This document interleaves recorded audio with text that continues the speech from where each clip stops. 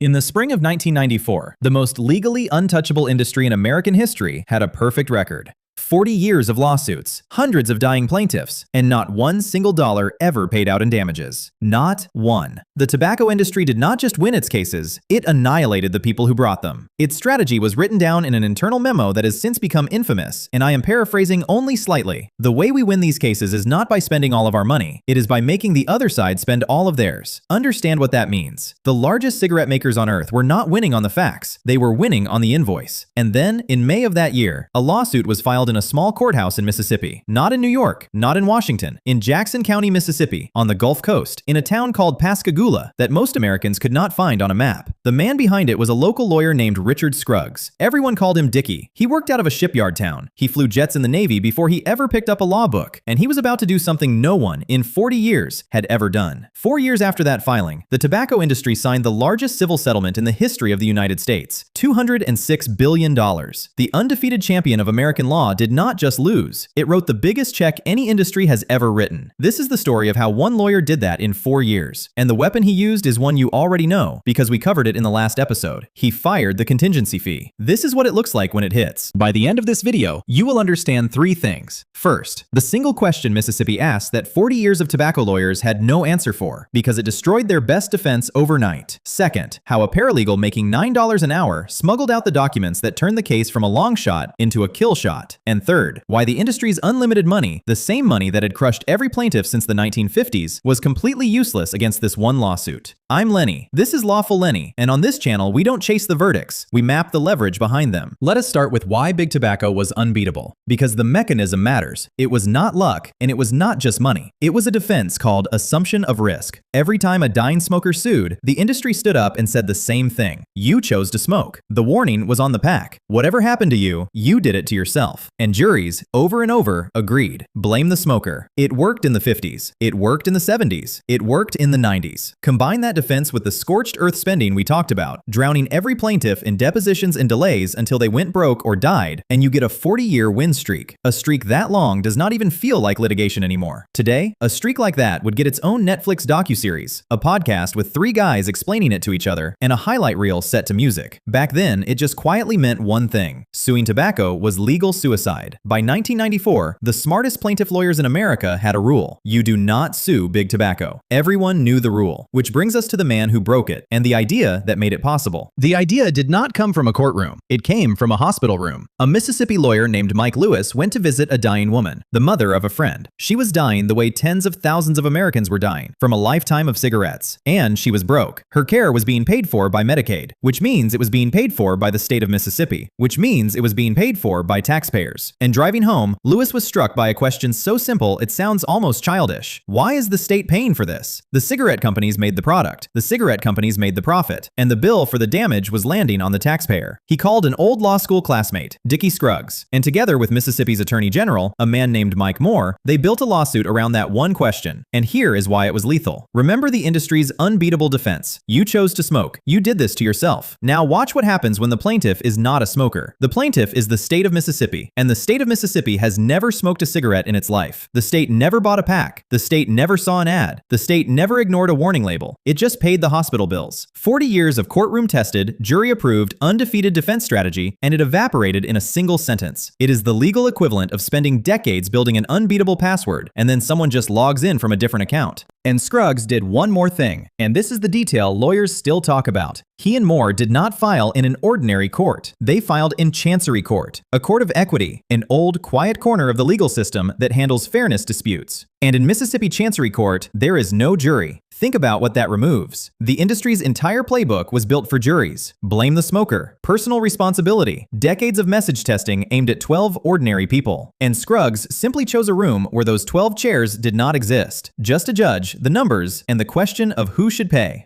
In the last episode, I gave you the leverage stack, the 4 things that let a David win: discovery, contingency, jury, precedent. Notice what Scruggs did. He looked at the stack and realized the jury, in this fight, belonged to the other side. So he unplugged it. The stack is not a recipe, it is an arsenal. You bring the weapons that hurt them. Now for the money, because none of this happens without the last episode's weapon. The state of Mississippi did not have the budget to fight the tobacco industry. Almost no state did, so more hired private lawyers, Scruggs and others, on contingency. The state paid nothing up front. Zero taxpayer dollars at risk. Scruggs fronted the war chest himself, millions of dollars of his own money, a fortune he had built winning asbestos cases for shipyard workers in Pascagoula. If the case failed, he personally ate the loss. If it won, his firms took a percentage. The industry was no longer facing a dying plaintiff who would run out of money in 18 months. It was facing a man who could afford to lose for years and only got paid if he did not. Now here is where it gets really interesting, because while the lawyers were building the case, the evidence was walking out the door in cardboard boxes. In Louisville, Kentucky, a paralegal named Merrill Williams was working at a law firm that represented the tobacco company Brown & Williamson. His job was to sort the company's internal documents, and what he read in those files horrified him. So quietly, over years, he began copying them. Thousands of pages, research on addiction, research on disease, internal discussions that did not match what the industry was saying in public. And remember, this is the early 90s. This man was doing data exfiltration a full decade before the cloud existed. No thumb drive, no encrypted upload. His cloud was a tote bag. His download speed was a photocopier, one page at a time, at $9 an hour. Those documents eventually made their way to Dickie Scruggs, and from there, into the hands of Congress, journalists, and researchers who published them for the world to read. At almost the same moment, in April 1994, the chief executives of the 7 largest American tobacco companies stood before Congress, raised their right hands, and swore, one after another, that they believed nicotine was not addictive. 7 of the most powerful executives in America, on camera, on the record. And now the documents were out. The public could compare what the industry knew with what the industry swore. And then came the insider, a former Brown & Williamson research executive named Jeffrey Wigand, the highest-ranking tobacco defector in history, went on national television and told the country what the industry knew about addiction. They made a Hollywood movie about it. Russell Crowe played him. The fortress was not being battered from outside anymore. It was collapsing from inside. And then the dominoes started falling. Florida filed the same kind of lawsuit, then Texas, then Minnesota, then state after state after state, each one armed with the same theory. You did not hurt a smoker who chose to smoke. You hurt our treasury, and our treasury chose nothing. By 1997, the industry was not fighting a lawsuit. It was fighting a wave. In July of that year, Mississippi became the first state in American history to make the tobacco industry pay. The settlement, about $3.4 billion. The first crack in a 40-year dam. And in November 1998, the dam broke completely. The industry signed the Master Settlement Agreement with 46 states. $206 billion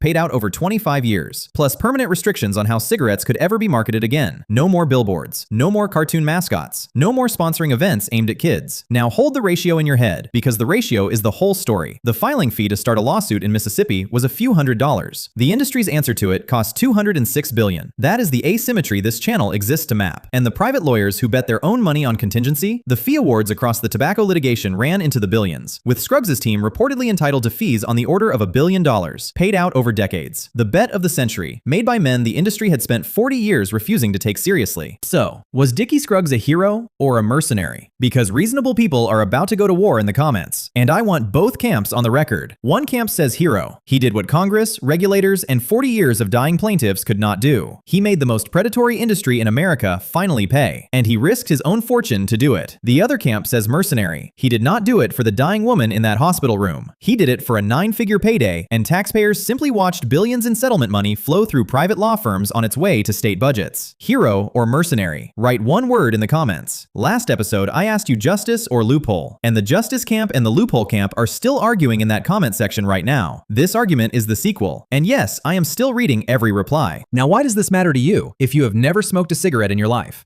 This is where the conversation fundamentally changes. If you have ever seen one of those aggressive anti-smoking ads, the Truth Campaign, that came out of this settlement. The reason cigarettes cost what they cost today, this settlement, priced into every single pack. The reason you have never in your life seen a cartoon camel selling cigarettes on a billboard, this settlement. Teen smoking in America fell off a cliff in the 2 decades that followed. But the bigger inheritance is the playbook itself. Because state attorneys general, plus private lawyers on contingency, plus industry documents pried loose in discovery, is no longer a tobacco story. It is a template. When America's opioid manufacturers and distributors were brought to the table decades later and agreed to tens of billions in settlements, that was the Mississippi playbook. Run again, almost move for move. The weapon Scruggs built did not retire when he did. It is sitting in the arsenal of all 50 states, loaded, waiting for the next industry whose internal documents do not match its press releases. One last thing, because this channel deals deals in the public record, and the public record does not do fairy tale endings. In 2008, 10 years after his greatest victory, Dickie Scruggs pleaded guilty in a judicial bribery scandal, in a case about, of all things, a dispute over legal fees, and he went to federal prison. The man who proved the system could be used to topple a giant was ultimately brought down by the system himself. Sit with that. The comment war writes itself.